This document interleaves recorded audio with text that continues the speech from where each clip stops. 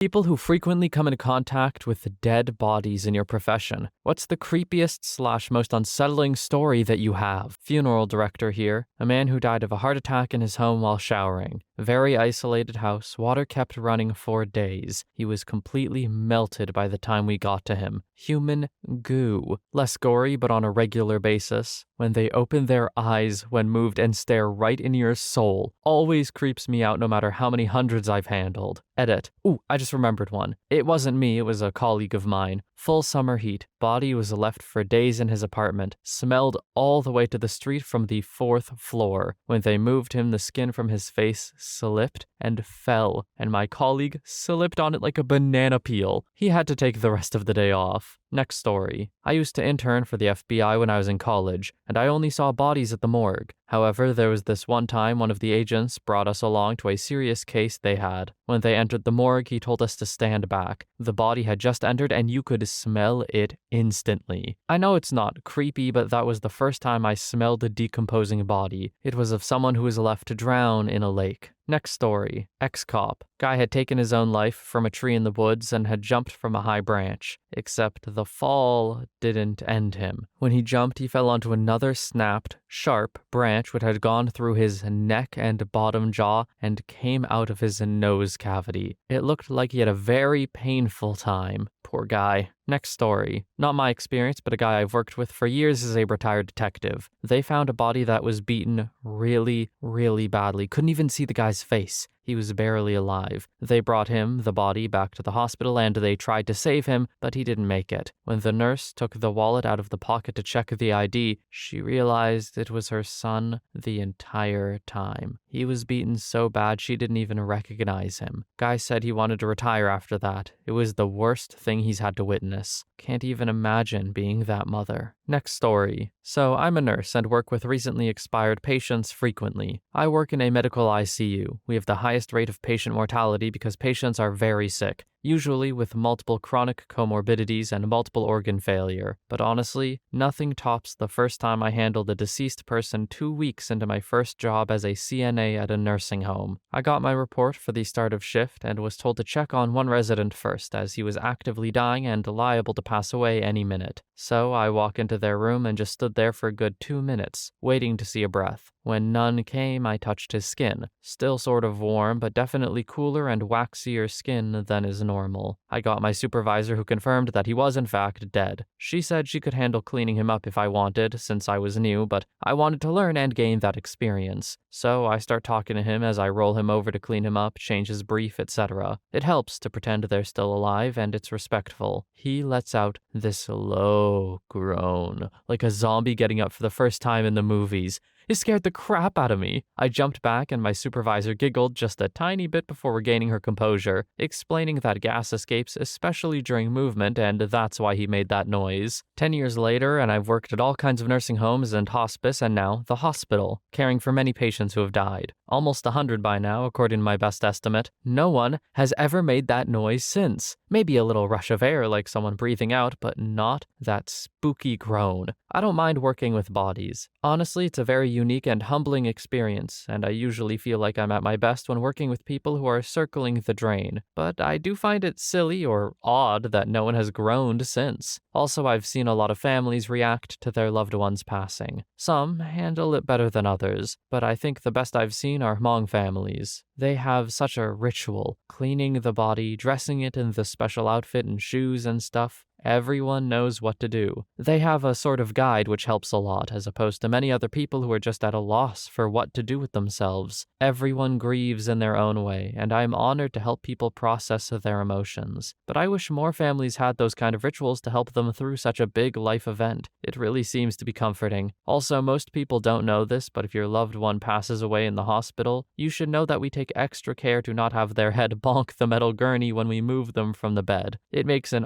awful sound and just seems wrong. I don't know why I wanted to mention that, but it's one of those things that we don't talk about, like an unspoken rule. Don't let the head bonk. Narrator's commentary. You know, it is more reassuring knowing that my head won't bonk when I die, or at least you'll try not to, which is all I can ask for. I mean, hey, I've bonked it a lot when I'm alive. I also agree with OP about having a sort of ritual for when someone dies. That does sound better. I've never really thought about it. I don't know. My family definitely doesn't have any sort of rituals when people die. You know, it's the standard North American stuff. They die, you do a bunch of legal stuff. There's a funeral, you do a bunch of legal stuff. But having something like a proper ritual probably helps a lot with closure in a way, which is something I think Western society might be lacking. Or at least North American society, I should say. It wouldn't be bad. Next story. My uncle is a retired constable. He said back in the 70s, when he was doing his police training, he had to watch an autopsy being conducted as part of it. I guess to see if he could actually stomach it. The body they had been using was dead quite a few weeks. The smell was horrendous. It had also had a substantial gas buildup, so much so that the man's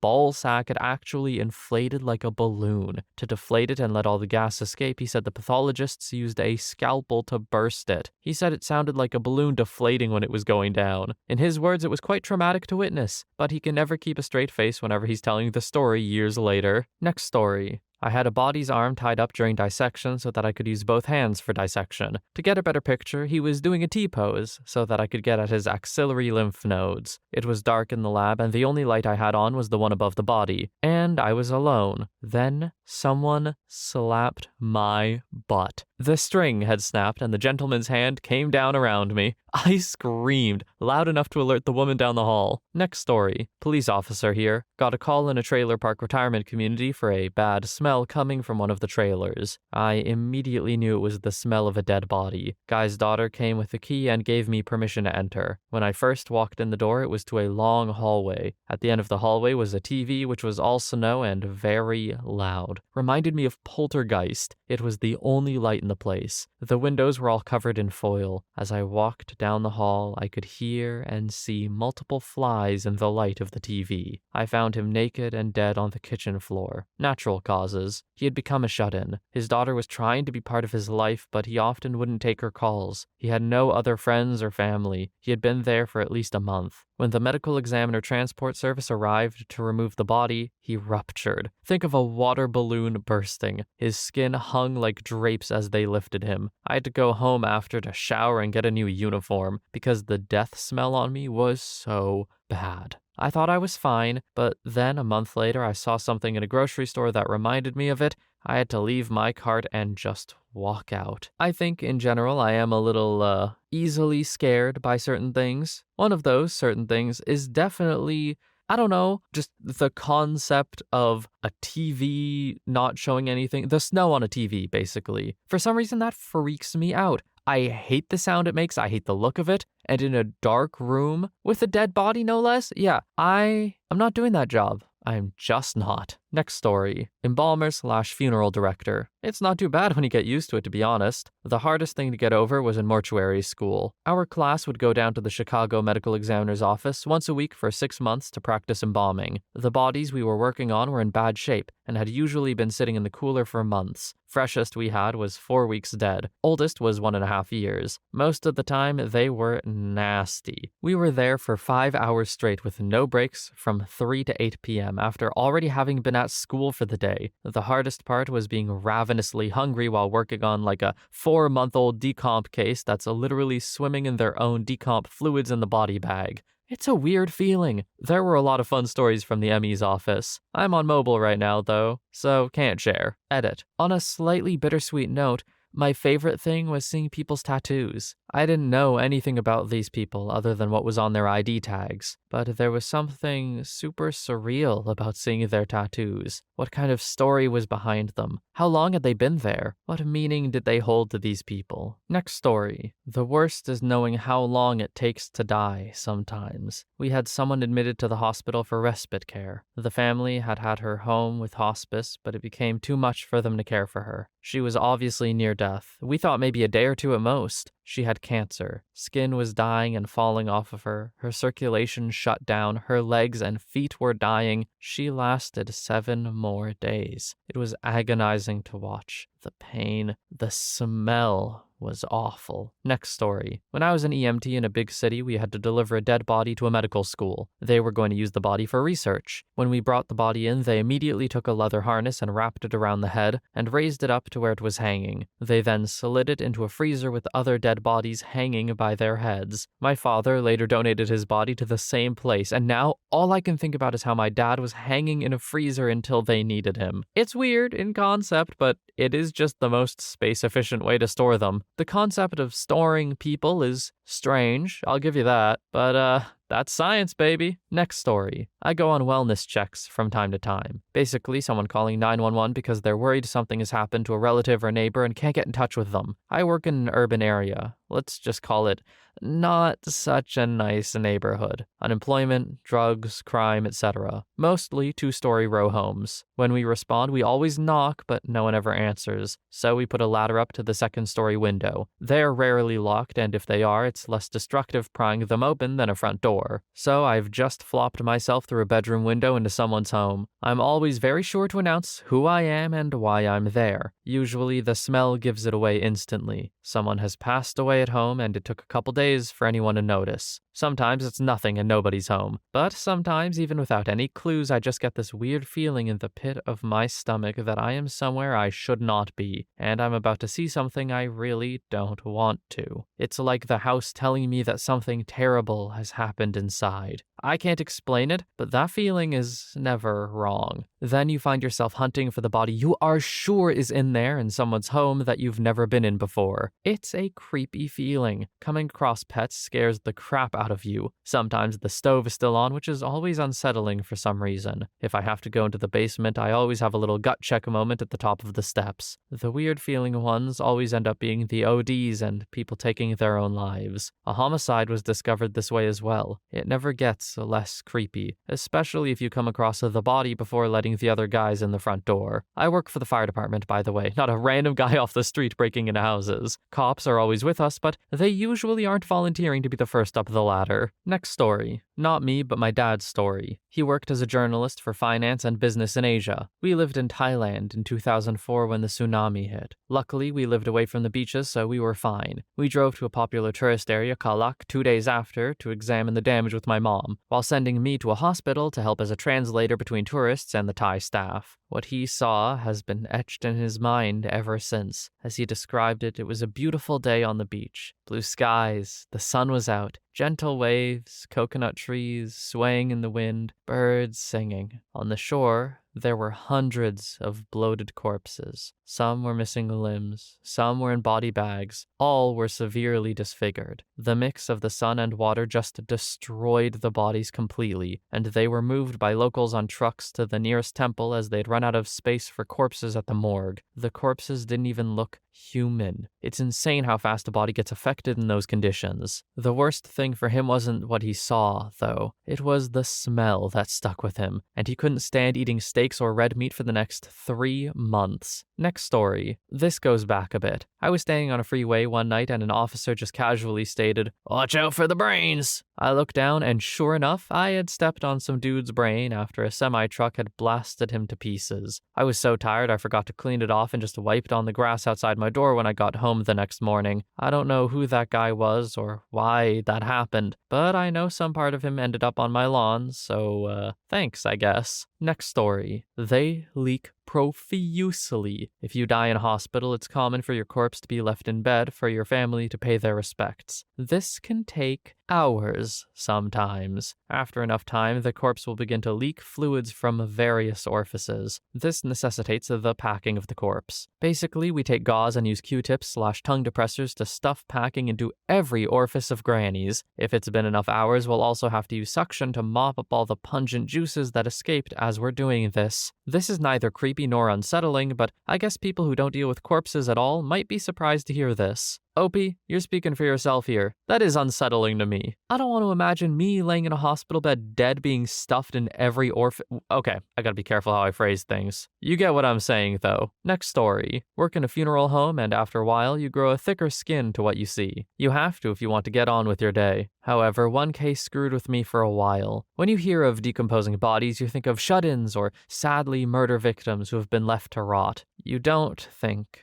of children. We had a little 11-year-old kid who was put with his family when his mother had to go get treatment. He took his own life, and no one noticed he was gone for days. An 11-year-old kid who should have been playing hockey or video games with his friends, being happy, carefree, and loved, rotting away for days. My nephew was his age at the time, and I hugged him extra tight. I still think of him from time to time. Next story. Now, I didn't witness it live, but seeing dead bodies is quite casual in my field of work, and I got to see the security footage of the event as part of my training, the kind of video not usually released to the public. Drunk guy tried to move through the rails in the subway. Now, I don't know how it's built elsewhere, but where I live, lines powering the subway are on the ground next to the rail. The dude fell on 2 of these power lines and died, hopefully quickly. Because it was early in the morning / late in the night, no one was there to act immediately. Not that it would have helped, anyway. The body proceeded to cook for several minutes. First, vapor erupted from his face / mouth, then his butt, and after some time, I suppose no water was left and the body started to catch fire. Then someone realized something was up and used a fire extinguisher. Felt weird to see a human being cooking on rails. Next story. Guy jumped off a 5-story building, broke his legs all up and fell forward, then totally taking off his chin. Very sad. They wanted an open casket. My coworker built him a chin out of the wax, and he looked amazing. Underneath his clothes were his mangled legs. My first open casket with post-autopsy stitches visible across the top of his head. Next story. Back when I was in high school a few years ago, I worked for a geriatric hospice center /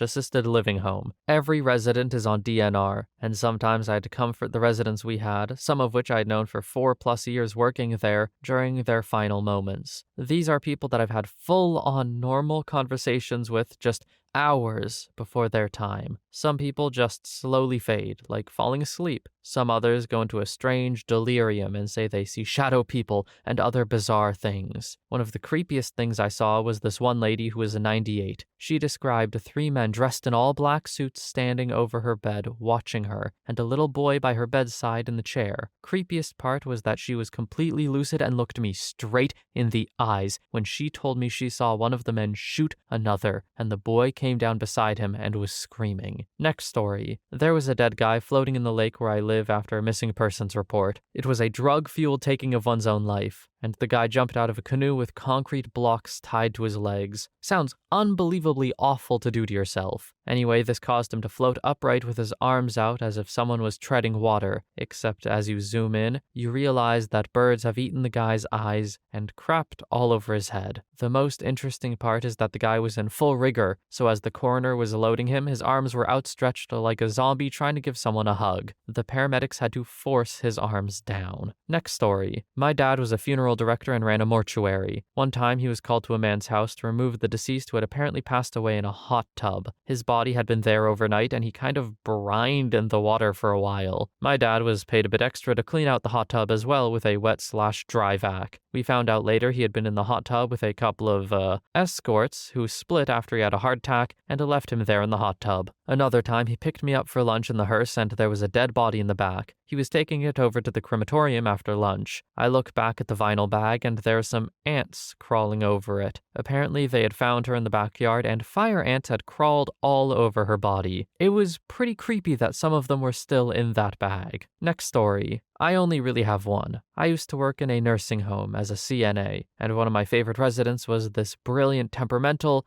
terribly mentally ill bipolar person. I was trying to learn French. I really wanted to do Doctors Without Borders when my babies are older, and they took it upon themselves to tutor me. They used to obsessively underline random parts of newspaper articles and give them to me all stapled together, and they were so passionate about music and art. Some of the best conversations I've ever had. They had wanted to donate their brain to science. So after they died, the hospice nurse called the university and they asked us to pack the head in ice to preserve the brain as much as possible. We didn't really know what to do. So we put a towel down in the body bag and wrapped ice packs all around their head and put towels all around it. I was telling them how much I would miss them before we left the room. They looked so freaking stupid with like 800 ice packs hanging out of this towel. It was just towels and ice from the shoulders up. It really kind of killed the mood. Next story. I work in pathology, and once upon a time I worked in the mortuary of one of Australia's biggest trauma hospitals. As you can imagine, I have many stories. The hospital I was at does work for the Brain Bank, which focuses on researching neurological conditions. When I was first starting out, I went along to watch a brain and spinal cord harvest. It was a tiny old lady who had MND. She was frozen in a position kind of like a sleeping cat. As we are about to begin the procedure, the body starts twitching and randomly gasping. I learned that day that this is common. There had also been times when we had viewings, such as a person who was burnt to a crisp and was almost unrecognizable, but the family still wanted to see them. The smell was something I will never forget. You could smell it from our department to the furthest department. The worst was having to go through the mortuary at night and during a power cut. You would occasionally hear a trolley twitch from behind the door. When I was on cut-up, I would make someone else go and dispose of the biological waste. I saw a lot of dead people. Also got a lot of limbs from people who attempted to take their own lives and failed. Was always a weird experience collecting a limb and handing it over to a social worker. Next story. I used to recover corneas for an eye bank. I went to a medical examiner's office after hours to do a case, not my usual shift. We had the code to get in, so it was just me all alone there at night. In order to find my donor, I had to walk into the massive walk-in cooler. It was like 40 bodies and smelled like absolute decomp hell. I'm very sensitive to smells, so I had to keep holding my breath,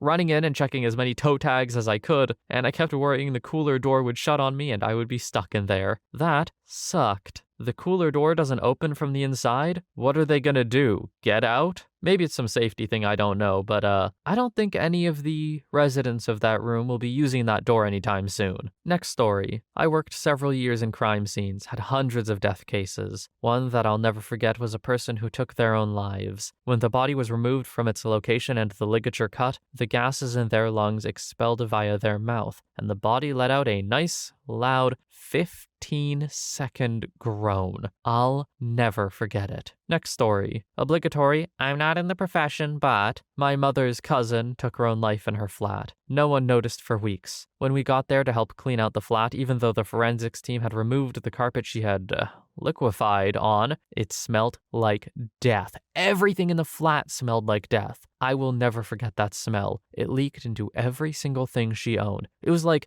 bad meat, but worse. You can smell the human smell. This was years ago, but occasionally I'll smell rotting meat and a faint memory will come back. It's not good. Next story. Not me, but my archaeology professor and his forensic colleague. They were on a potential murder site in Tennessee where officials found a dead body in a small sinkhole, and the forensic team needed to retrieve it and see if the weapon was disposed of in the hole too. My professor was too big to fit through, but his female forensic colleague wasn't. They lower her down and she puts the week-old body in a body bag and starts hauling it up while she continued to look for a weapon, which she didn't find. Unfortunately, the bag wasn't keeping the body contents in well on the way back up, and the liquefied parts poured all over the woman, head to toe. She was forced to ride in the back of the truck till she got to her apartment to clean off, and she smelled so bad. While she was showering, she heard clink, clink, clink in the bottom of the tub while washing her hair. They were birdshot BBs from a shotgun. Case solved. Next story. Do dead pets count? Work at a vet. One time, a lady brought in her puppy that had run out her front door and into traffic. It was thoroughly dead. Little yellow lab. My coworker was tasked with washing it up and sewing it back together so the lady could explain what happened to her kids and bury it at home. A genuinely good idea, all things considered, but a fair bit distressing for us employees. Next story. This wasn't me, but my dad. He was a homicide detective, so he came across lots of disturbing sights. However, he had a father figure growing up and he died in a motel. The body wasn't found till 3 days later, and my dad said when he saw him, he couldn't even recognize him. He tried hiding his emotions, but I could tell he was very disturbed. Every time he would talk about his father figure, he would mention how stiff, lifeless, and so unrecognizable he was. I felt bad that he had to see that. Next story. Off topic, but worth telling. Used to go to school with someone who worked part-time in an undertaker's. He always said the smell was the worst. Mondays at lunchtime, he used to tell stories about what jobs he did at the weekend, like being called to retrieve bodies. One that sticks out was a body found beside train tracks. The head was missing, so they walked the tracks looking for ages for the head. Turns out the person had been on top of the train, lying on the roof, when a bridge came up which he hit. pushed his head right into the torso. Closed coffin on that funeral. Next story. Worked at a nursing home for 6 years. It was just generally upsetting that you might bring Nora breakfast and she'll be tired but still talk to you, and then later you'll go to bring her lunch and they're bringing her out on a stretcher, and it won't even look like the same person you were talking to this morning. Then you go to her funeral a little later, and then you go back to work, and then you lose someone else. That whole job was just about making friends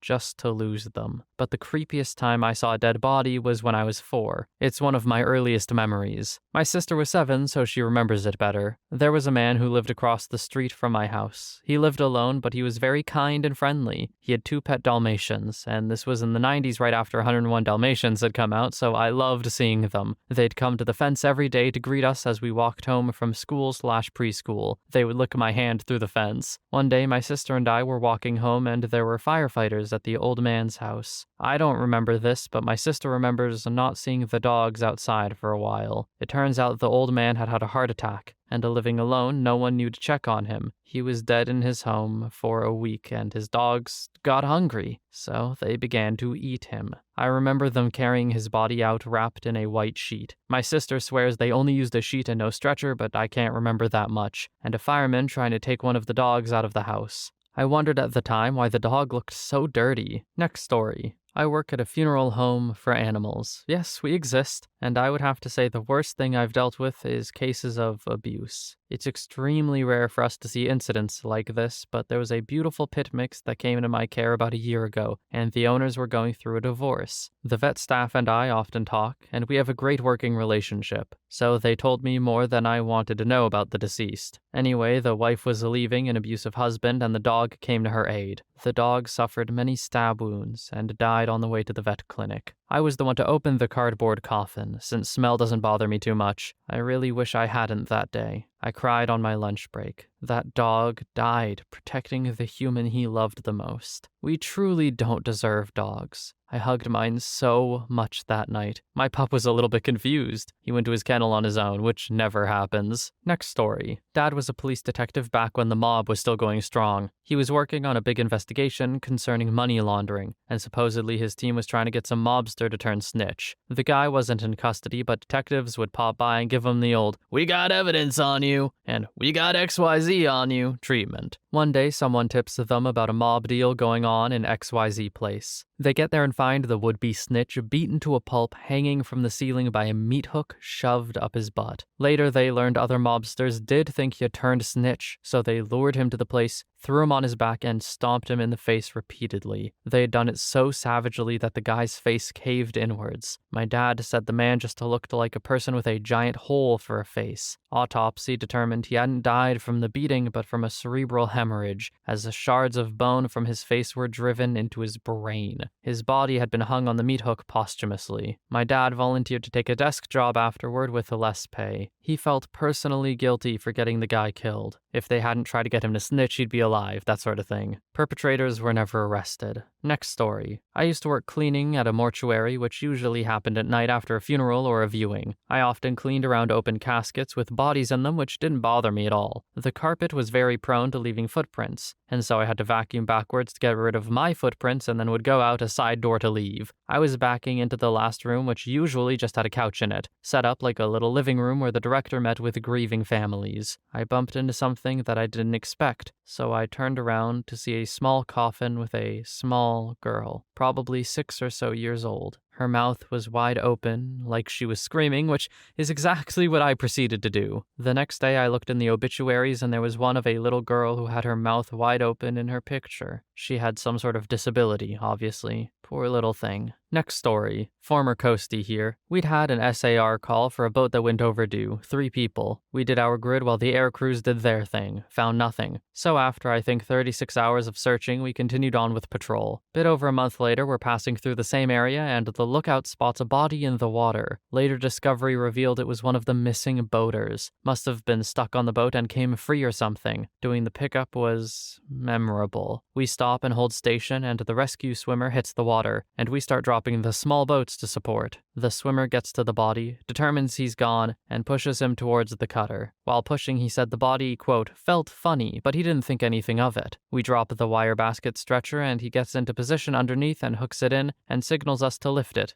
Yeah, the body had been decomposing for almost the entire time. Once it was in the basket and lifted out of the water, all the even pressure that had been holding it together wasn't there. It got about 6 feet into the air and just sort of gooshed. The swimmer saw it looking weird and ducked his face and started swimming away, but yeah, he got some on him. That was gnarly. We retired the rescue swimmer's dry suit via incineration when we got back to home port. That is a respectable decision. I definitely wouldn't want to be the next guy in that suit. It's got bad mojo, it's probably got bad smells, and just the idea of it, I'd rather not, man. I'll take a clean one, please. Or at least cleaner. Next story. This wasn't something I came across in my profession, though I was on the way to school, but it still haunts me. On my way to school, I saw a homeless man sleeping on the courthouse lawn in a sleeping bag and thought nothing of it. But on my way home that day, there were cop cars and an ambulance blocking that side of the street. The man had apparently died overnight, and I sometimes wonder if he was alive or dead when I saw him that morning. Next story. My dad was an RN in the ICU/burn unit, so death was part of the package. Anyway, when he was an orderly in the early 70s, him and a coworker were taking a body down to the morgue in the elevator and it sat up all of a sudden. They started panicking, hitting elevator buttons. When the door opened, they ran to get a doctor screaming,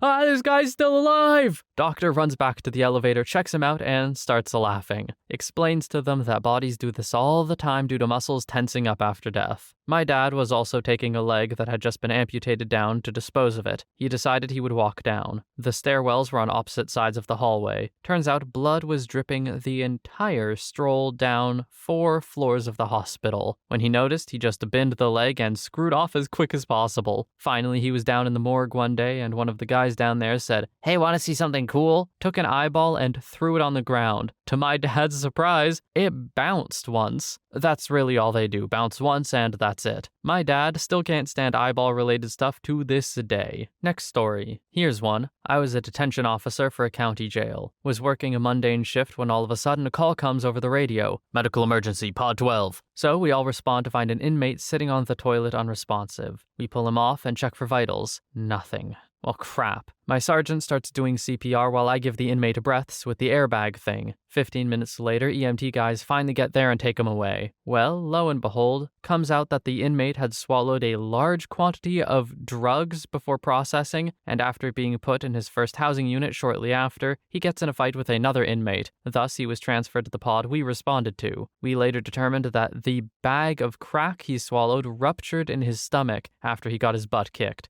It ended him. He was most likely dead whenever the call for assistance came out. What's horrible is that we had just ordered about 8 boxes of Domino's pizza and it had just arrived. It was cold by the time everything was done. Next story. I'm an intern and a lab assistant in the anatomy department at my university. Last semester I was observing a craniotomy on one of our cadavers, and as they started to remove the top portion of the skull, we could tell something was not right with the brain. Apparently something didn't work correctly during the embalming process, so the brain wasn't properly preserved. At this point, it was basically brain jello, and one of the dissectors had to hold it in her hands while people ran around trying to gather the heads of the department. But while she was holding it, it started to drip through her fingers. Thankfully, I don't have a great sense of smell, but I was told it smelled horrendous as well. Next story. Museum worker here. Handled a lot of body parts and the like when I worked for a religious organization. Bones in an open glass jar, bones wrapped in paper that had turned translucent brown from grease, tufts of hair wrapped in tinfoil, blood-soaked pieces of fabric, etc. All relics kept by nuns and priests in the hope that their colleagues would one day become saints. But the most unsettling story I've got comes from school. My class had to clear out an older gentleman's private collection as his museum of sorts was being evicted. Took a moose head off a wall and immediately sealed and froze, as we suspected insects might be inside. An acquaintance and I drew the short straws and had to be the ones to take it out of the freezer and clean it a few weeks later. This thing was riddled. There was no way it had been properly taxidermied. Larvae had carved extensive networks in the marrow, I think, and hair. You'd pull a lump of them out with tweezers, knock/shake a handful out of the resulting hole like a pepper, hit another lump, keep digging. We ended up with bags full of bugs, marrow, and hair. Had to take breaks because we were both turning green. On the upside, that classmate and I have been close friends ever since. Edit. I was also tasked with doing inventory of that same religious organization's crypt. They told me it was full after dumping bodies in there from the late 1600s to early 2000s, so I was expecting the ground to be pretty firm. It wasn't. The bodies had settled so much, I sank ankle high into the dirt in certain spots. Never got used to it. Next story. This wasn't a job, but it is about creepy dead stuff. The playground at my elementary school was huge and bordered on one side by 2 fences with a small strip of land in between with some trees separating it from another person's property. A deer died, probably from an animal attack, in the area between the fences. No one moved it for days. It rotted away into bones, and then someone finally moved it. It was so scary for me as a little kid, but I couldn't stop going over to see it during recess. It was already starting to decay when I noticed it. I still have no idea to this day why no one moved the deer sooner. It was surrounded by trees, but the person on the other side of the fence might have been able to see it. Keep in mind, it was a rotting corpse next to a playground for little kids. You're telling me no teachers were like, "Well, class, this is a learning moment. This is the circle of life." Honestly, that could have gone kind of hard. I can definitely see some parents being concerned, though, when the kid comes home and be like, "I saw a dead animal today." But, also, I don't think there's anything to be concerned about. I just think some parents would be, regardless. Next story. The company I work for had a drive and survive day where we were all sent to hear what firefighters, the police, and the medics/coroners see after a fatality. Fortunately, it was only an afternoon, but a couple stories stay with me even now. This was done 10 years ago. They talked of a man who was going to pick up his wife from work with their newborn/very young baby strapped up in the car with him. He answered his phone and didn't see the oncoming lorry. Both were killed outright, but there was very little of the baby to identify. It was just mush. The lady said she wanted to see her baby, and all they had was a foot. So the coroner had to mock up a baby's body with just his foot opening out. She identified her baby by just his foot. Next story. I'm an archaeologist, so I come across human remains every now and then. But during my undergrad osteology course, my university used unclaimed or donated remains from the coroner as teaching specimens. Not exactly creepy, just sad sometimes, especially on those with perimortem injuries or painful pathologies. The remains were also relatively recent, within about 15 years, and sometimes we would deal with a child's remains, and using age estimates you would end up with the juvenile remains of someone who should be your age, give or take a couple of years. Other than that, it's just the banality that you treat them with sometimes. Once you deal with the bones every day, part of you forgets these were once living people, no matter how many years or decades or centuries ago they lived. My creepiest wake-up call is when I realized I'd had a tiny piece of spongy bone caught in my curls one evening. My class was first thing in the morning. I'd been walking around with dead person in my hair all day. Next story. Slightly off topic, but I work for a veterinarian, so we deal with the dead animals every day. It's sad, but not creepy. The only time it's creepy is when we get a DOA. Owners will bring their deceased pets to the hospital so that our cremation service can pick up the body. It's especially weird if the owner couldn't bring them in for a few hours after they passed. Their bodies get incredibly stiff and people tend to wrap the bodies in blankets. We have to unwrap it all in order to place them in a body bag. Trying to gently unwrap a stiff, heavy corpse is a strange feeling. Next story. I work for a cleaning company. We do houses and businesses, including a few funeral homes. My wife works with me and we do the funeral homes together. After a while, you get used to the open caskets and the cold storage. The one thing you never quite get used to is when the funeral is for a child. Usually never a casket, just a table with a small bed on top with the kid on top. Once, there was a 3-month-old little girl in a parlor I was cleaning. I just started crying. Nobody that young needs to be taken from this world.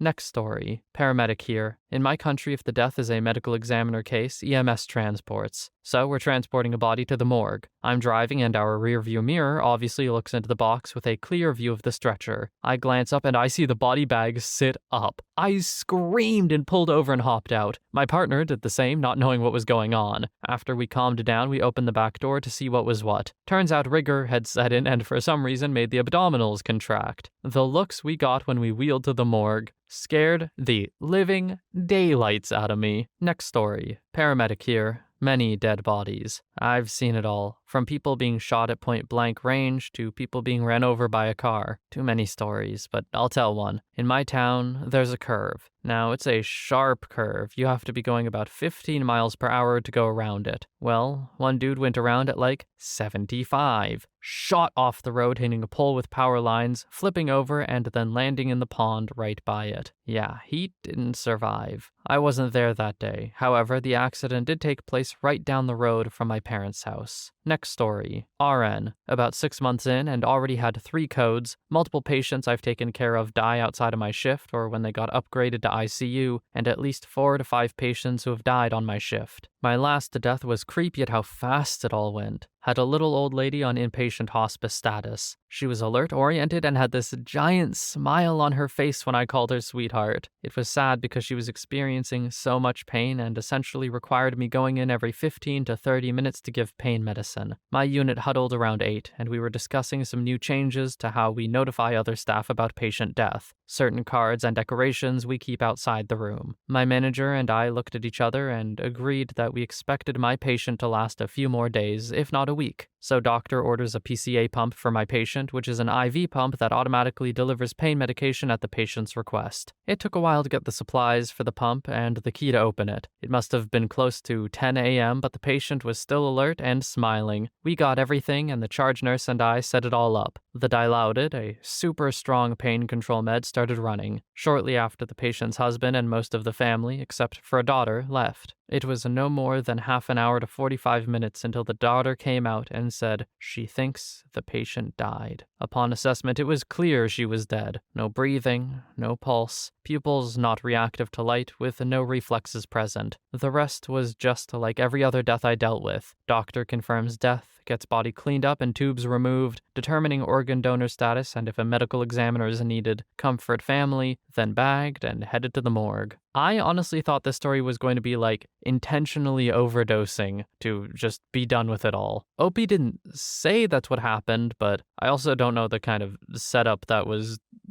set up. Either way, she sounds like a very sweet woman, so I hope she's resting well wherever she is. Next story. Surgical ICU nurse here. One time a patient I was supposed to receive post-op came out hours late from the OR. Soon to find out because the surgery didn't go well. They nicked an artery and the patient was uncontrollably bleeding out internally. The patient was by no means a healthy man prior to the surgery, which was planned, and he knew the risks and benefits going in. But still, you usually hope luck is on your side when you elect to have a surgery to save your life. I'll never forget what those handful of giant surgical clamps looked like sticking straight out of his abdomen when I peeled back the blanket to clean him after disconnecting the ventilator after his family had a chance to say goodbye. Yeah, that OR equipment was staying put. Also, as a side note, when I first started working in a unit with the bedside cardiac monitors that had the capacity to print out heart rhythm strips, one night I noticed an empty room alarm, and there was a printout of one single waveform of a perfectly normal EKG strip. It wasn't attached to any patient. Some rooms just give me bad vibes, and some had cold drafts blow through on the regular. Next story. Not frequently, but I took gross anatomy a few years back. For the most part, it was just an extremely interesting class, and I learned a lot about the human body. It was incredibly humbling. The most unsettling part for me was seeing a woman around 50 years old who had obviously recently had her nails painted before dying. They weren't grown out that much, and there were no chips on them. I was also there when they would bring bodies from the hospital to the lab. It was always unsettling to see a person come in and the tag on their gurney said they had passed away that morning. Hospital socks with the little grips on the bottom and all. Really puts life in a perspective. Next story. I'm a paramedic and once went to a suspected cardiac arrest only to discover the patient was well and truly deceased. Nothing major in the way of decomposition, but he'd passed overnight sometime and was discovered in the morning by a family member. He lived alone in a caravan and had somehow managed to get himself wedged in his tiny bedroom. Legs stuck well under the bed, head in the bottom cupboard of a small wardrobe, and his upper torso in the open space between the bed and the wardrobe. I have no freaking idea idea how he got in there. I can only theorize that he collapsed from either a heart attack or a stroke, thrashed about a bit or seized, moving him sideways to the position he was found in. It took us ages to work him out of there due to rigor mortis stiffening him up, but despite knowing he was deceased, we couldn't properly assess him in the situation for verification. Not particularly gory or exciting, but I wish I could have asked him how he came to be wedged in such a tight space. You know, you probably see so many similar situations as a paramedic. You're like, oh, died in their bed, in the chair, in the kitchen, whatever. When you come across something like this, it must make you reevaluate everything. Like all of a sudden you're aware, it's like, oh yeah, I'm working with dead people, and how did this happen again? I don't know. I feel like it would shock you out of routine and really freak you out. Or maybe it'd just make you scratch your head. Anyway, that's the last story for today. This one wasn't quite as depressing as I was expecting it to be. There were some sad ones, don't get me wrong, but